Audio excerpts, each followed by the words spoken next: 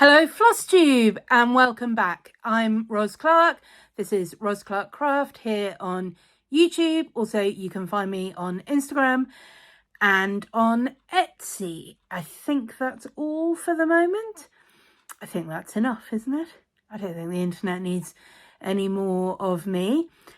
Good, you can see I'm keeping it real. I have been doing some housework. This is a very rare occurrence in my house.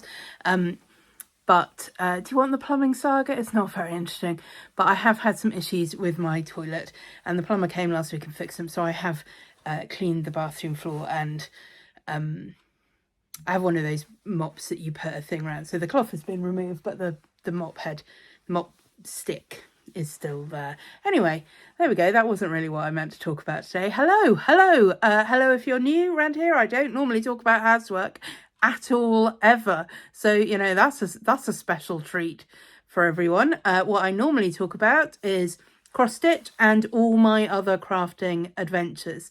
Yeah, that is what I talk about, and it's nice to have a handful of new subscribers. Thank you. I've had a couple of really nice shout outs recently from one from Joshua Sherry yesterday, and I now can't remember who else, but one or two other people. So thank you very much. And if you're new here because you followed from somewhere else who mentioned me, do let me know in the comments. Do say hi, I'm new, but do also say hi, I found you via, because that would be really nice to know, and obviously I'd like to thank them. Do you know, I am not somebody who's massively interested in numbers on social media. I've been around for a while. I've got around 750 subscribers on YouTube. And part of me is like, that's great. 750 people. They don't all watch me, obviously. I don't really know why that is. But also, I have channels that I'm still subscribed to that I never watch these days. So, yeah, I do know why. But I would love to get to 1,000 subscribers. And I feel like 1,000 subscribers by the end of 2025 is not unrealistic. It's a little bit of a challenge because I don't do a lot to get new subscribers, but I think that's what I'd really like to aim for. So if you are watching this, if you're not subscribed and you like what you see, please do subscribe. If you are already subscribed, things you can also do, I mean, any of you can do that are useful. Give it a thumbs up, leave a little comment. It doesn't have to be much. You can just say hi. You can even leave a comment saying, hi, I watched, but I'm never going to watch again. This is why I think your videos are awful. But any of that sort of interaction is what helps YouTube put my channel slightly higher up the algorithm and show it to more people. So if you haven't done any of those things before, it would be really lovely if you felt you could take a minute to do that. I say this, I know I'm really bad at doing this for other people.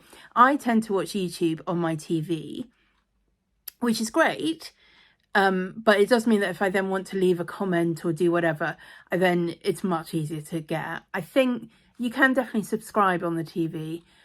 I don't think you can give it a thumbs up or leave a comment, and so then it's remembering to get out another device and stopping what I'm doing and blah, blah, blah, and so I forget. So I apologise. I know I'm really bad at that. Absolutely, if that's you as well, I hear you. But I am going to try. So I'm going to try and do better at reminding people, and I'm going to try and do better at, engaging with things in a way that hopefully will get a few more viewers. I think one of the reasons I don't really care very much about the numbers is I know my content is always going to be a little bit niche. I don't stitch the things that everybody is stitching. I don't stitch samplers really. I've stitched one or two, but they're not really my thing. I tend not to stitch things when they're kind of new. So for example, I'll show you later my latest start, which I'm really enjoying and I'm really excited about. It's a chart that like 2 years ago people were excited about, and they were kind of more excited about a different one from the same designer. And I'm like, no, I like this one. And, you know, then I'm just quite slow to get around to it. Yeah, I like things that are a little bit quirky, a little bit off-piste. I do like a lot of different crafts. Not just cross stitch. So, you know, that's not what everyone's looking for in their floss tube. I'm not somebody who's got one of those beautiful soothing voices that you can kind of fall asleep to or meditate to. I'm just not. I have ideas, I think about things. You know, I love bright colours. I love, yeah, things that are a little bit off the wall. So I know I'm quite niche, and that is completely fine. But it also makes me think there are probably other people out there who are enjoying Flosstube but haven't yet found their person or their niche or their place that might actually really like what I'm doing. Right, I will stop pretending like I'm a YouTuber who's only just started and try and keep looking at the camera. I've got a pile of stuff here that I'm going to show you. I've got loads of stuff actually, and I'm quite excited about lots of it. So here we go. First thing I'm going to show you is, ta-da! This is Dream of a Winter Garden, kind of. There are some intentional and unintentional changes as usual. This is by Modern Folk Embroidery, and I started this at the beginning of 2024, and then I joined in. Somi Sarah and Stitchy Sally were doing a stitch along for it at the start of this year, and I'm like, right, I must get that out and finish it. I don't like having lots of work in progress. I just don't, and I don't like having abandoned projects. And I'd almost got to the point, because I'd literally got a little bit of this top row done here, and that was it. And I had got to the point of thinking, should I just abandon that? Am I really going to stitch it? Anyway, I got it out because they were stitching it and powered through, and I'm really chuffed. I don't think either of them have quite finished theirs yet. But having said that, I've been doing mine for well over a year, longer than them. Obviously I've used my own colour conversion. I've stitched this in a Veriswa 103, various shades, and I'm really chuffed with how it's come out. It's a little bit more springy than wintry, and I'm really good with that. It's not completely symmetrical the way I've stitched it, because there are mistakes. So I was like, I'm not going to fix that. Yeah, it's mine, and I really like it. I haven't completely decided what I want to do with it at this point, but I am wondering about, I think it would look really pretty either on a box or in the inside cover of a box. And I've got a lovely box that Sally Flossy Sews and Grows made for me for my 50th birthday last year, and it's got a beautiful blackbird design in the front, but I am wondering about putting this on the inside cover. I'm not sure, because it has got Sally's label, that she, you know, showing that she made it for me on the inside, and I don't want to lose that, but it might be possible to move that somewhere else in the box and then use this on the inside cover. It is these sorts of pinks and turquoises, which is what made me think it might go really well. So I need to have a little think about that. I use that box for storing my silk threads in, because I've not got a huge collection of silk threads, because, you know, who does? Not me. But I think that would be a really nice thing. And it is the first, is it? I think it is the first cross stitch I've done in silk threads. It's not the first time I've used silk threads, but I think it is the first cross stitch I've done in silk threads. Certainly the first I've done in a Veriswa 103. So that would be a nice sort of place to keep it, really, with my collection, to remind myself of that. So anyway, that's a finish. That was very pleasing.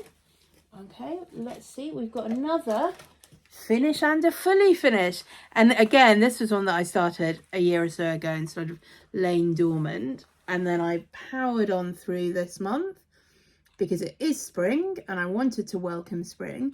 So this is Spring Wreath from TinyModernist. My colour conversion, mostly in classic colourworks. I think there's one Roxy floss in there. Yeah, I don't know why. I sort of got into a sort of a bit of a slump with it, and I was like, oh, I don't know if I really enjoy it. And there's definitely somewhere where I'd slightly got off chart, and there was, you know, half a stitch out somewhere, and that was really annoying me.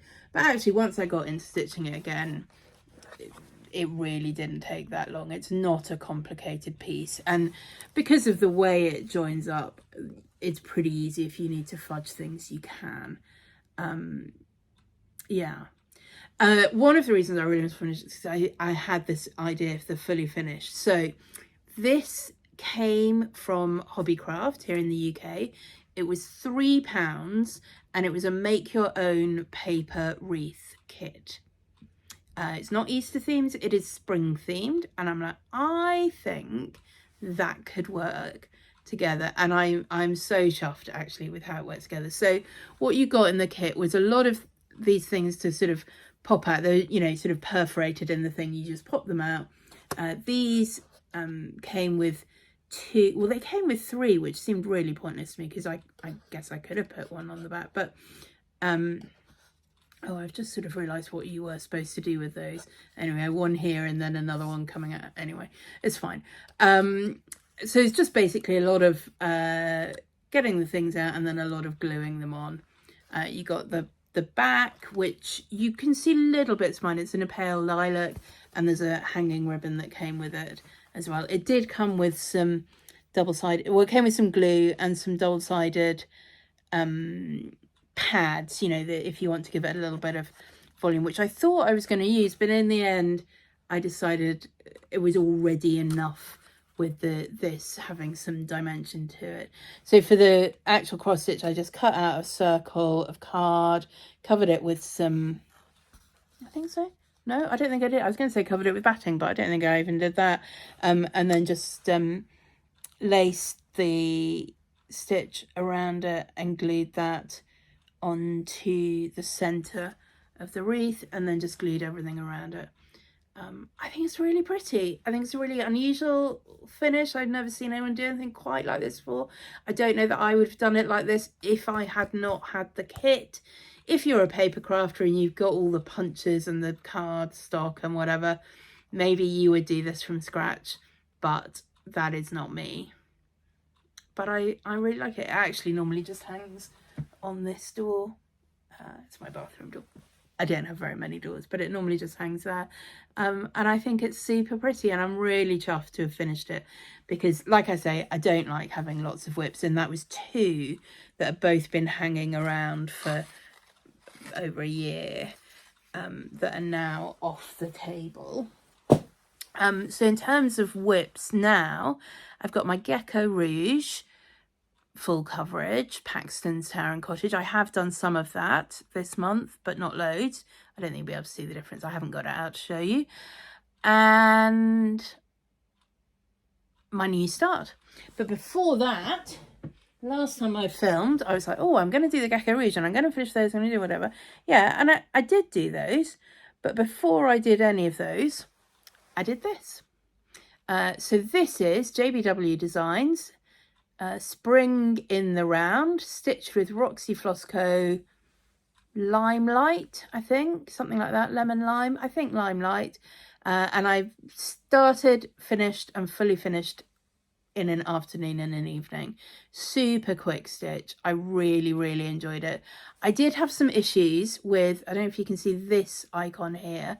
The way that was charted, I looked at it for so long. I had the chart for, I think I might have bought it last year or even the year before. And I remember even then, you know, and I got it out again and I'm sitting and I'm like, I still can't work out what that is. So I asked on Instagram and someone was like, it's a rabbit. Oh, okay. I was never going to get that. It did not make sense to me. So I've slightly altered, not massively, but slightly altered her design so that to me that reads more obviously rabbit. I don't know what you think. I think so. But I love it. The hot air balloon. We've got a little trophy with a heart, a little watering can, butterfly, umbrella, you know, a little lamb down here, a little bicycle. It's just super fun. We've got an apple, which is slightly the wrong time of year. I don't know. I'm not quite sure what spring fruit it might be, but maybe there's something. Yeah, lots of really fun little designs, and I really like doing it in this variegated floss. I think I wouldn't have wanted to be trying to pick lots of colours. They're charted monochrome and they work really well as monochrome, but I think with a variegated monochrome, I think that's really nice. There you go. And then to finish it, yeah, I mean the back, not precisely finished. I had an idea of what I wanted to do and it didn't quite work. So I ended up doing this. So again, I cut a piece of card, laced the thing around. And what I've ended up with is this is some sari ribbon. It's not in absolutely the perfect spring yellow, but it works well enough, and I've just stitched that on, pleating it as I go. It's not perfect, but for this kind of little small, it just sits with a couple of other spring pieces and I'm fine with it. I kind of wanted to make something, my original idea was to make it the center of a daffodil, and I sort of made some big fabric petals to go around it, but it really didn't work the way I was hoping.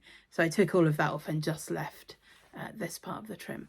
So that is my start and finish. So we've had a finish, a fully finish, and a start and a finish. It's pretty exciting, isn't it?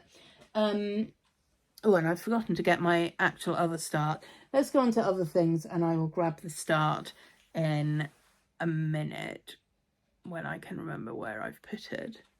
Yeah, I can remember where I put it. Okay, the other thing I've done since I was last with you, this was a kit. You remember I was sort of going through a phase, or if you knew, I will tell you, I was going through a phase of stitching and making up all kinds of things from kits, not just cross stitch, obviously, embroidery and other kinds of things. And this is an embroidery kit I bought from a company on Etsy called Wild Floss Embroidery. And you can see why I was totally drawn to these colours. I think they're amazing. You can buy the same kit from them in sort of pale pinks and neutrals and that kind of thing. But I obviously was going to buy the neon one. I really enjoyed doing it. It did not take super long. Again, it was sort of an evening's project. I couldn't honestly recommend it, however, and I will tell you why. And, you know, you might look at that and think, well, but you've ended up with something fabulous. And I have ended up with something I do like. It's going to be on display. You know, that's fine. The instructions are really, really very scanty. And let me see if I bought those, because I definitely saved them because I was going to show you. I now don't know where they are. But anyway, I will just explain. The instructions are very scanty. So there is not a lot of complicated stitches in here. There is straight stitch. There are some French knots. There is seed stitch. So this bit, for example, is seed stitch. And what was that? Is there something else? French knots, straight stitch. Yeah, more or less anyway. That's it. There might have been something else that I've forgotten. The stitch diagram. So there are instructions for those stitches, which are, they're okay. They're not like super detailed, but they're okay. Satin stitch. There we go. There's some satin stitch in there as well. But the chart for the actual design is pretty pathetic. You know, you've got an outline of it, okay, and there is an instruction how you would transfer that, fine. Not that straightforward transferring onto the black, and because of the nature of the design, I didn't bother. But trying to work out which stitch you're supposed to use where is not straightforward. There is a diagram and it is supposed to explain it, but it is not straightforward to work out. The really big problem, however, is trying to work out which thread to use where. And I'm going to put a picture here of what you get. The photograph on the Etsy shop is this, and that is better than the one you get in the kit. And you cannot distinguish what threads you're going to use where, and there's no information about it. Now, obviously, some of them, where you've got these really thick roving, okay, you can kind of work that out. But like, there's nothing in the picture that even remotely looks like this coral, and all the pinks and reds basically blur into one. But actually, if you look at mine, let's see if we can get that to focus. There we are. You can see there's this pink, there's a darker red, there's this coral, there's also this red, which is a slightly darker but also sort of fluffier red. There's this pink roving, you know, so there's 5 or 6 different threads that are almost indistinguishable from the photo to try and work out what you're putting where. The blues, it's a little bit easier to see, but it's not brilliant. Yeah. And then, you know, to try and work out which fibres are going with which stitch, also not straightforward. So in the end, I just did my own thing. And like I say, I don't hate how it has turned out, but I could not really recommend it as a kit. The selection of fibres you get, I think, is really fun and interesting. You get one needle, which I think is kind of ridiculous. When you think, you know, you've got these little tiny seed stitches there, and then these huge, great threads with roving, and you're supposed to do them all with one needle. No. I mean, it does fit the biggest threads. It's not a suitable needle for your smallest threads. So I just think it was just quite disappointing, actually, because it is very different from a lot of the kits out there, and I was really drawn to it. I loved the colours. I loved the idea of the different threads and the, you know, sort of abstract design. I just think it could have been put together a lot better, and most of that is around the instructions. Frankly, if there was a half decent photograph, almost all of the problems could have been resolved, but I think there could have been more detailed instructions anyway. And like I say, you know, just having 2 or even 3 needles for something like this would have been better, I think. So yeah, wild floss embroidery. I mean, some beautiful things. I would not recommend to a beginner, and honestly, if you've got a stash of yarn like I do, just go and look through a handful of colours you like and do your own abstract thing. Anyway, I mean, you know, we've talked about why you do kits, because you don't want to do your own thing, and that's fine. I get it, and that's why I did it. But I will not be rushing her back to buy more, which, yeah, it's disappointing, because I had kind of thought, if I love this, there's other things on their website that I also might love, and I didn't. Right, let me pause you for a second while I go and get my current work in progress. So about a year ago, no, more than a year ago, January 2024, lots of things have not really happened since January 2024. I found myself with a free afternoon in the vicinity of Create Nostalgia. So of course I went to Create Nostalgia, and I kitted up a project which I have finally started, and I have to say I am loving it. Let me show you. This way. That's right. Get it the right way up. So this is my start of Pear Hill by the Artsy Housewife. I'm stitching it on 18 count Eleanor's Ivory. I did buy fabric from Create Nostalgia, but when I got it out, you know, a couple of days ago, I was like, actually, I think I like the Eleanor's Ivory better, and I liked the idea of stitching something on Ada. I haven't done that for a little while, and I do really like doing that. So I'm stitching it on 18 count Eleanor's Ivory from Swan Bay Fabrics, and I'm using a mixture of dinky dyes and needlepoint ink silks. Let me show you my floss ring. Oh, it's just, you know, it's just a project that has made my heart sing. I think I did only start it on it yesterday, actually, and I think I did, it's not quite 1,000 stitches, but it's not far off. I just couldn't put it down. I was like, I just want to stitch more on this now, and more and more. They're beautiful colours, I think. There we are. So that's the fabric label I've got. Let me just show you. That's dinky dyes. I think the pinks and purples are all dinky dyes in various shades. I think the greens both are as well, actually. Yeah, I think that's right. And then these yellows and browns are the MPI silks. Yeah, just glorious. Let me show you that against the fabric as well. Can we just stop and pause for a few minutes and look at beautiful colours? So people who watch me will know I rarely use what I like to call the designer's suggested colours. You know, called for just makes it all sound a little bit authoritarian. Designers, I think, get to suggest colours, but they don't get to rule your stitching. You get to choose, and you can follow their suggestions or not. And I rarely do. I usually like to brighten things up, and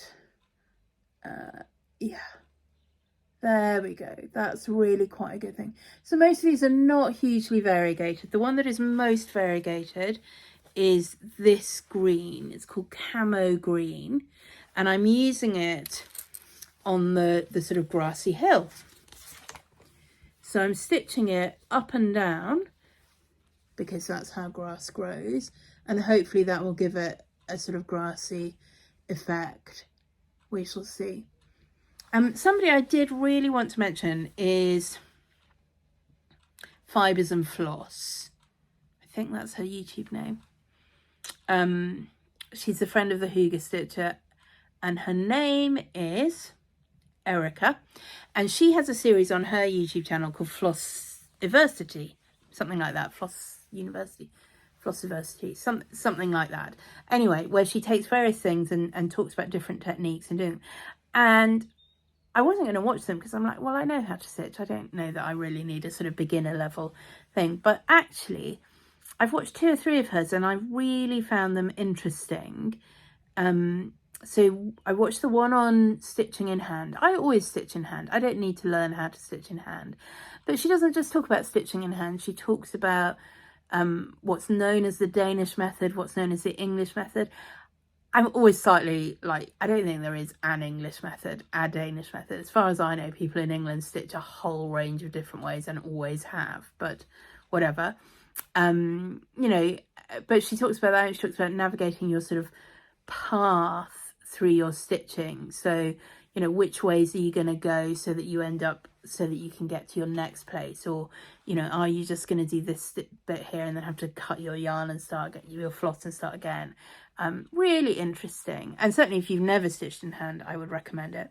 But the one I really loved was her one on variegated thread. And again, I use variegated thread all the time. I know how I like to use it. The thing I really appreciated about her was she talked about a number of different ways you can manage your variegated thread. And she's very clear, it's not a right way or a wrong way. I hear a lot of people saying, this is how you should do it. And I'm like, well, that's how you should do it if that's how you want it to look. But you might want it to look differently, in which case this is how you should do it. And Erica's really good at that. Here's a whole lot of different ways you can use your variegated thread, and these are the different outcomes you will get. And she'll say, this is what I prefer, but you might like it like this. Or, you know, this might work for one kind of chart, but you might want to do it this way for a different chart. And she's really good at showing you how to lay out your skein of floss so you can see how it's been dyed, how the repeats happen, and what you can then do if you want to manage that to give you more small areas of effectively solid colour, or if you want to have areas of mixed colour for a more muted sort of effect. So really good. So I really recommend those. Anyway, I was just thinking about her because it made so much sense to me to just go up and down in this bit that's supposed to be grassy. And then I looked at the Artsy Housewives model and she goes across. And it's fine, you know, I don't think there is a right way or a wrong way with this. And I can sort of see how hers gives an idea of the sort of hill growing. Whereas mine, I was like, well, this is grass, so this should go upwards. So yeah, anyway. But you can think about how you do that in different ways. So that is Pear Hill by the Artsy Housewife, and I'm pretty much just stitching that at the moment because I love it. I love it. Right, what else have I got to show you? I have been doing, and this is very exciting, this has been on the to-do list for well over 12 months, has been get out into my sewing room and actually start doing some sewing again, by which I mostly mean dressmaking, but there is also some quilting to do. I've got a quilt top and a pieced back for it that are literally just waiting to be quilted, and I'm only going to do the most straightforward quilting on it, so I'm not sending it off anywhere or doing anything. I just need to go on with it. But anyway, I have done some dressmaking and I'm super excited. So let me show you these. I'm sorry, I haven't got pictures of me wearing them and I can't be bothered to. So this is a dress that I bought from an online company called Mutha Hood, M-U-T-H-A, Hood. It's called the Kiki Meadow dress. I mean, it's really fun fabric, really fun. It's a full length maxi dress. I've cut the bottom off. So it's still got lots and lots of flounciness, but it's about knee length, which is my preferred summer dress length. It was a little bit big around the shoulders and the bust, so I just put, what I like to do is just put something in to gather up the shoulder, and then that kind of brings it up, you know, so it's not kind of right down over my boobs. You know, there's a bit of a neckline. I did put in this little modesty panel, but actually I might take it out now that I've pulled up the shoulders. It doesn't really need it, so I might do that. And then I also just gathered in the edges of the cuffs because I like a little bit more shape in the sleeves rather than just loose. So that's lovely, and I've been wearing that, and I was really chuffed. A couple of hours one evening with that, and then I got out. So mainly this happened because somebody local was asking, did anyone have any spare lengths of fabric? And I'm like, yes, me, yes. So I actually went and spent a morning in the sewing room finishing off the work I started last summer, tidying it up. So then it was at a stage where I'm like, oh, I can actually sew things in it. So I did that, and I was like, what am I going to do next? And I got out this fabric because I'd seen a top in Next that I really liked with this, I don't know how much you can see on that. Yeah, it's quite heavily embroidered cotton. Hopefully you can sort of see some of that. It has got little holes in it. So it's, I mean, it's sort of technically embroidery anglaise, but it's a really, this has got dog hair on it. Yeah, a really sort of rich version of it. And I think I bought enough of this to make a dress, and I sort of wish I had, but anyway, I didn't. I made a top based on the Merchant Mills dress shirt pattern, although I slightly changed the neckline on that. But it's nice. It's got a yoke at the back, pleated yoke at the back. It does have a pleated yoke at the front, but it's actually really low.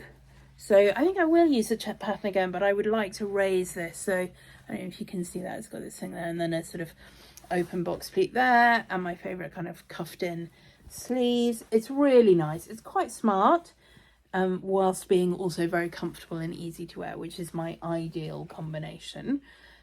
So I was pleased to do that. And then I was like, right, what am I going to do next?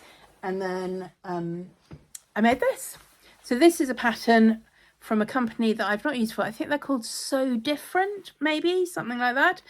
This is the artist's Smock, and this is from an art gallery canvas fabric that I bought specifically to make a wearable toile for this. So this is it was a relatively cheap fabric. Art gallery, not cheap, but this was a remnant. And even to the extent that when I ordered it, they were like, just so you know, this is in 2 parts. Do you still want it? And I'm like, yeah, it's fine. I'll make it work. But it was really not expensive. But I really like it. It's come out so well. So I cut it out and stitched it pretty much according to the pattern. Because I only had a remnant, one of these sort of front pieces, I had to slightly patch to make it reach the shoulder here. So that's why I put this webbing over, which I think looks quite cute. I think it works quite well. And so then I also put, let me stand up and see if you can see it. Yeah, I also used the rest of that webbing. It was left over from making a bag years ago at the top of the pockets, which works really nicely. And then I was like, I kind of think it does need something that's a little bit plain, just to let your eye rest. So I put some plain bias binding around the cuffs, which, you know, if hot pink is your neutral, you've always got hot pink lying around. And then I used the rest of that just to add in these little crosses at the side seam, and there's one on the back as well for a hanging loop. So I'm really chuffed with how that turned out. Oh, and the rest of the bias binding, I bound this seam, which the pattern just has you you know, edge it and stitch it down, but actually, because it is sometimes a little bit visible, I think it was really worth binding that. So I'm really chuffed with it, and I'm even more chuffed because I've got fabric to make a really nice one. So I will use this one, I think, for my actual art classes, and it doesn't matter if it gets paint all over it or whatever. You know, that's what I thought this fabric would be quite fun for. I mean, I like it, but I do think it'll be quite fun for art class, and it won't matter if it gets splodges all over. But the other one I've got, it's a beautiful sort of bluey green with parrots, and yeah, it's really nice. So I'd like to make that to be one that I wear just whenever, but you know, is a little bit nicer. So now that I know the pattern works for me, I might yeah, slightly do the sleeves differently. I might slightly give myself another 1/2 inch or so around my tummy, but in general I'm really happy with it, and I'm just so happy to be sewing again. I've also been making a table runner and some napkins. We're having a sort of big family dinner in a couple of weeks. I say big, 7 of us, but yeah, for various reasons I'm sort of hosting it, not here but at my parents' house. So yeah, so I've made table runner and napkins for us to use for that. I'm currently it's my current project, which I'm not going to show you right now. I'm gold leafing, fake gold leaf, some table mats and coasters, and I foresee that there will be gold leaf around my house for the duration. It just sort of flutters everywhere, and I'm not good with gluing. It's one of my, I'm just not good at it, and you know, and I'm not good with precision and carefulness and those kind of things. So anyway, yeah, I've got 8 placemats and coasters, and we only need 7. So I've done 1 of each as a sort of trial run. And I'm slightly nervous about how that's gone and how the rest is going to go. If it goes really terribly, I will just get like some spray gold paint and we'll just have spray painted ones. But that's what I'm doing right now. So I think that is everything that I've been working on, that I'm going to be working on. It's been really fun to hang out. Do say hello in the comments. I was thinking I might do, well, I did record a video, but it was really dull, I think. But let me know if you think you'd be interested in it. I went through just looking at my stash of paper charts. I don't have loads because I do prefer to stitch from PDF patterns. But I did go through my stash of paper charts. I bought 3 new paper charts recently, actually. I had a little mini Nashville needlework market haul from so I bought via Peakside Needleworks here in the UK, but they were all hands-on design charts, yeah, which they were just the only ones that really spoke to me. And often I don't buy anything from market. That would not be my normal strategy. Like I say, I'm quite often behind the curve or whatever, but I just saw these and thought, no, I really like those. Yeah, so let me know if you would be interested in that. What's in my stash? I've got a couple of finished things that I need to do some fully finishing on, including the Dream of a Winter Garden that I showed you. I've got my ink circles Red-Headed Bee that I need to do a fully finish on. I've got my little Wonder Woman kit. I've got a plan for that, how I'm going to finish that. Yeah, and hopefully by the next time I see you, there'll be a lot of progress on, what's this called? Pear Hill. The other thing actually I was going to mention, so next month in April I will certainly do a Flosstube before then. I say that certainly. I will try and do a Flosstube before then, but I will certainly be talking about this when it's happened. I am going to Paris for my birthday in April, going for 3 nights on a textile tour of Paris, and I could not be more excited about it. So we get to do a tour of the sort of haberdashery and fabric shops of Paris. We get to go to a fashion exhibition at the Louvre. We're going out to Versailles. We are going to the Museum of Toile de Jouy fabric. We're going to Maison Sergi. We're going to Auvers-Soir. I just can't. I'm literally saving as many pennies as I can. So there will be, I should think, a little review video of that when that comes out. But like I said, there should be another normal Flosstube before then, I hope. And let me know if you'd be interested in the paper chart review. I'm happy to put that up if anyone thinks they want to watch it. Otherwise, I will be deleting it quite soon. Videos take up a lot of storage space, don't they? And I don't keep them around forever. Once they're uploaded and they're gone. But yeah, I don't quite know what to do with this. Anyway, I've waffled on for long enough. Thank you if you made it to the bitter end. And see you again soon.